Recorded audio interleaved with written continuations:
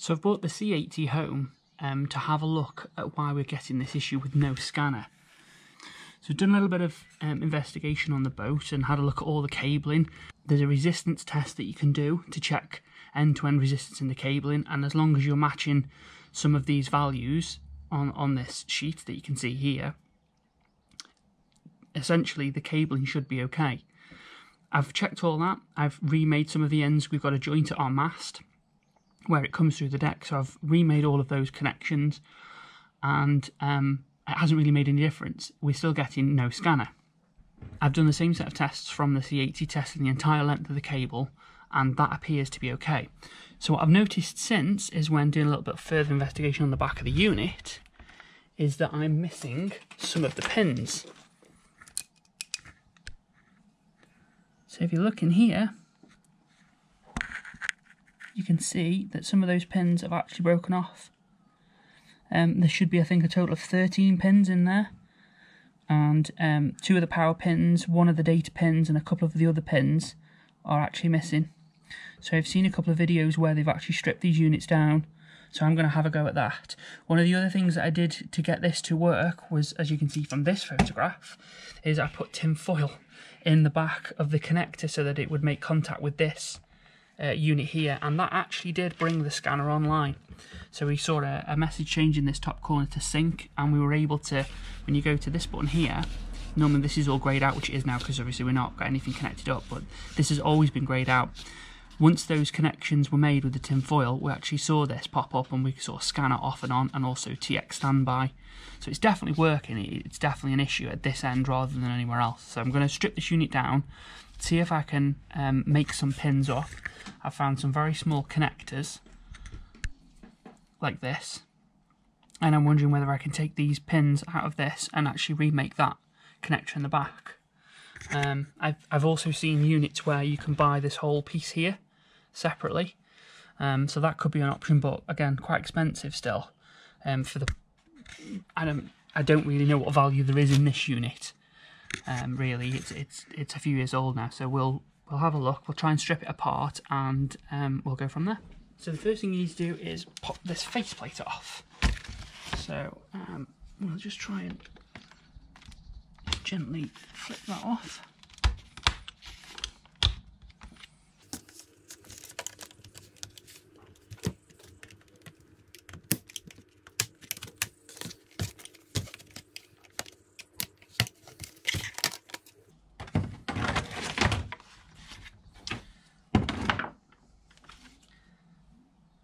And then once that's off, there seems to be a number of screws on this front holding this together, so maybe it's already been undone before. So we'll take them apart, and we'll see if we can open it up.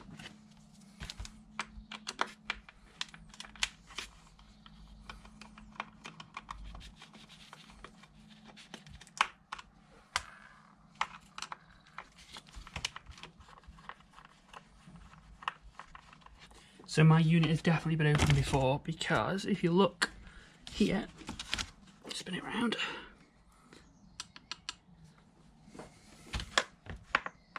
Okay, so it's just a case of finding an edge really and starting to just prise that gently off. Just get your screwdriver in and just gently lift. Seems that these small clips here are actually just holding it ever so slightly, so you just work your way next to one of those. That's coming apart quite nicely. So that's that off. Seal off some of the buttons.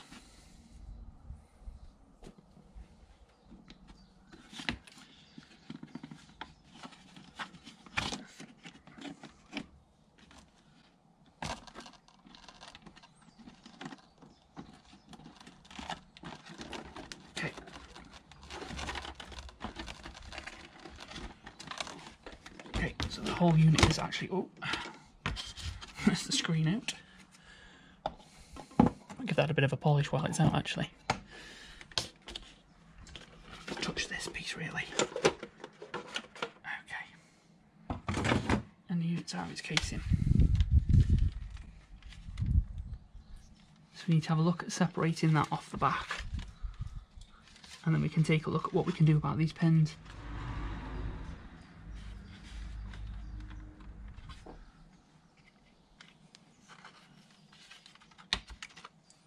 Okay, a couple of small clips, 5 in total.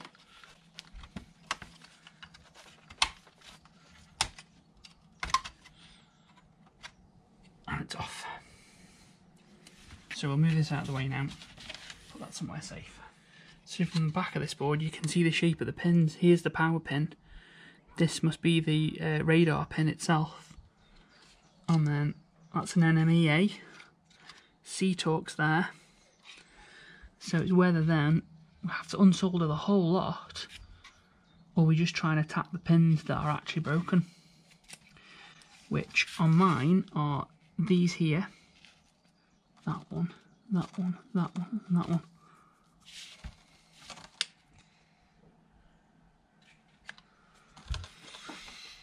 Looks like it was made in 2004. I'm assuming those pins are actually fixed into the back of the plastic piece, because it looks then they're just soldered onto the back of this board, so it could be a case of unsoldering each one, each connector. There's 4 on that one, there's 5 there, there's obviously, I think there's 13 on this one, there's the 3 C-Torx ones, and then there's 5 for the C-Torx 2, and the 3 power ones. The other option is I try and drill them out.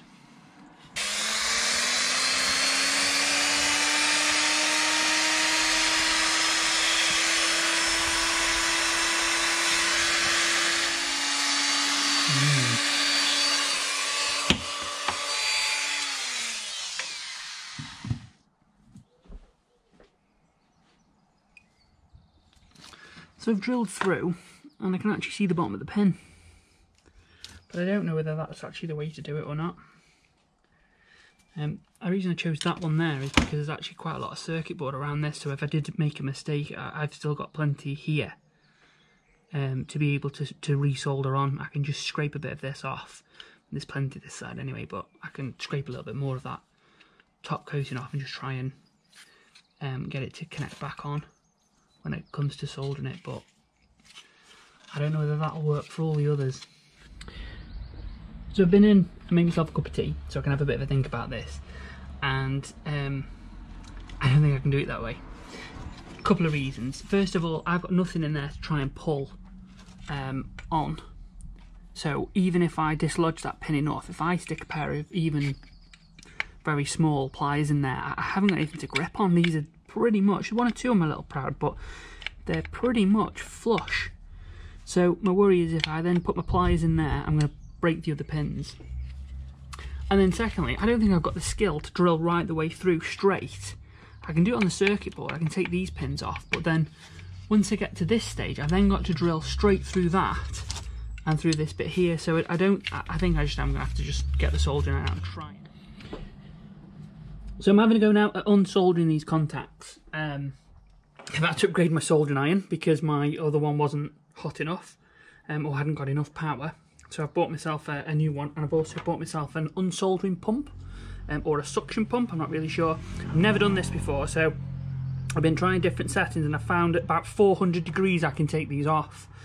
Anything lower than that and I'm just there forever. But just show you how I've kind of how I'm doing this. So I'm heating that up, getting that as close as possibly can, and then just snapping it like that, and it's just taking the solder away. So this smaller connector, I think that was it's a C-Torx 2 connector. That's easier to do. This big connector here at the bottom is proving quite difficult. It is coming off, but it's taking a while. But this one here, I think I've pretty much got this completely off now. I'm not really sure whether that is the technique or not. Kind of learning as I go here, but an 18-watt soldering iron wouldn't do this. So like I say, I've had to upgrade, and luckily Amazon Prime next day delivery has kind of sorted that out. It was only cheap, it was only about £18, a little kit with a adjustable temperature on it, but it is working very, very well.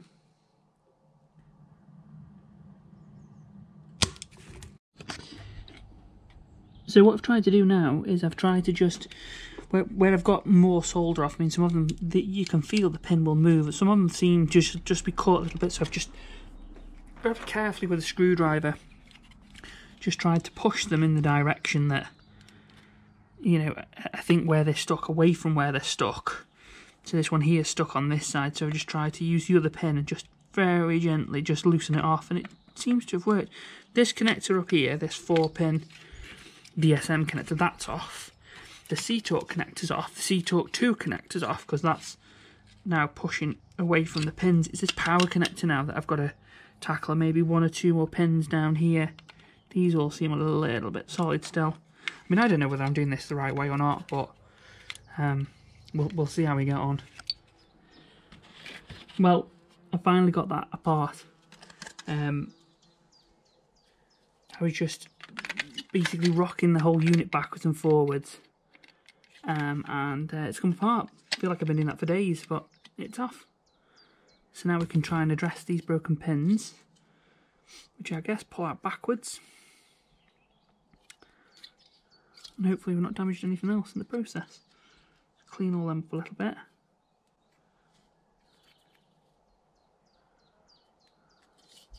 Not too bad.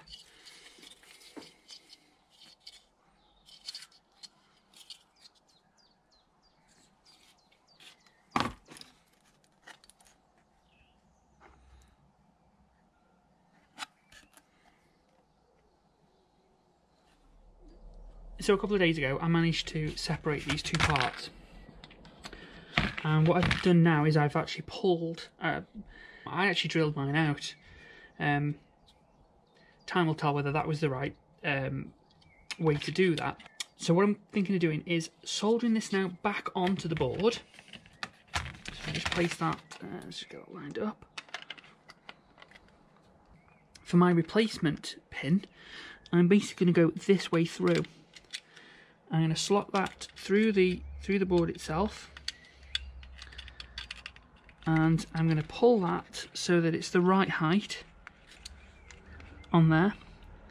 Cut that and solder it from the back. I'm then going to try and glue the bottom to try and make that a little bit more solid. So the pins are in like a very small brass sleeve, I suppose, that's then fixed into there. Now my other option is to potentially reuse those, which I might do on the large ones, but I've only managed to retain 2. Couldn't actually pull the other ones out because there was nothing left. So that's my plan anyway. So I've got 2 slightly different sizes of this to match the 2 different types of pins that I've got in there, and I'm going to try and solder it all back on, like I say, and then work my way backwards. I'll have to make a decision whether to put these 2 pins back in, but I might, these 2 sleeves back in. But I might be able to reuse those for the 2 larger pins to give those pins a little bit more support. It's quite tight in for the smaller pins, so I think a little blob of glue will probably, it'll last anyway. I don't think it's going to have to last me that long now, but it's certainly going to be better than the tinfoil approach that I tried previously. So I'm going to do that and get my soldering iron back on, and we'll get them all fixed up.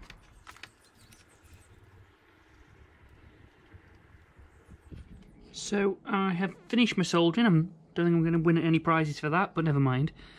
And I've put a little bit of sponge in the socket, hoping that that will keep all the pins at the same level, and it seems to be. So I've put my first pin through. I have managed to use one of those little sleeves, so hoping that'll support the larger pins a little bit more, because the gap on the inside is slightly wider. So if we solder that up now, and see what happens when my soldering iron's nice and warm. It is.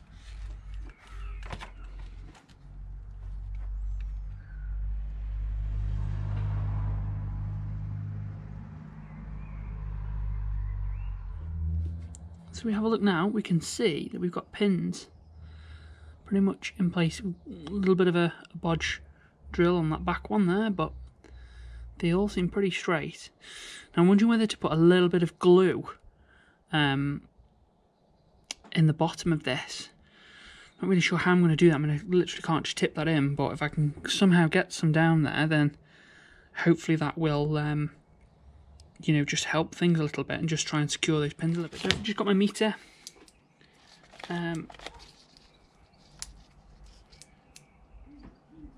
Just doing a quick check to make sure that goes down to 0, which it's doing, so like a continuity type test. I'm just going to check between the positive and the negative terminals up here, just to make sure I haven't accidentally shorted and done a poor soldering job. Now I know that this here is live between these two, so if I check them, as you can see the meter's now going down. I don't know if you can see that, but the meter is going down. So if I check to negative there, then we're okay. Repeat the test on the other side, because I know that's also a positive terminal, which is fine, and then the one in front of it's a negative terminal, so that should be the other way, and it does appear to be. Let's check that one again.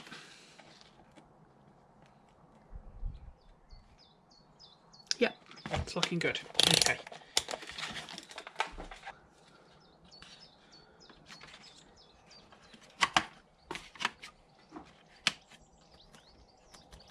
Okay, that feels okay. Power up now with the battery and see what happens. So just to be on the safe side, I'm putting a fuse in line this time, 3 amp. So hopefully if I have shorted anything out, that's going to pop before it burns the circuit board or does any serious damage. We'll see what happens.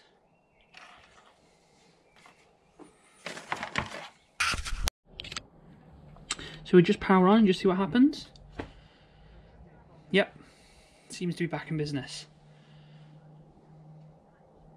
So I guess the next step now is to think about maybe trying to secure that connector a little bit better. Maybe with a little bit of glue, but the only thing I can think of doing is really using like a syringe to try and get it at the bottom and not onto those pins. Might just try and make them a little bit more secure. So next step, build it back up and take it back to the boat and test it.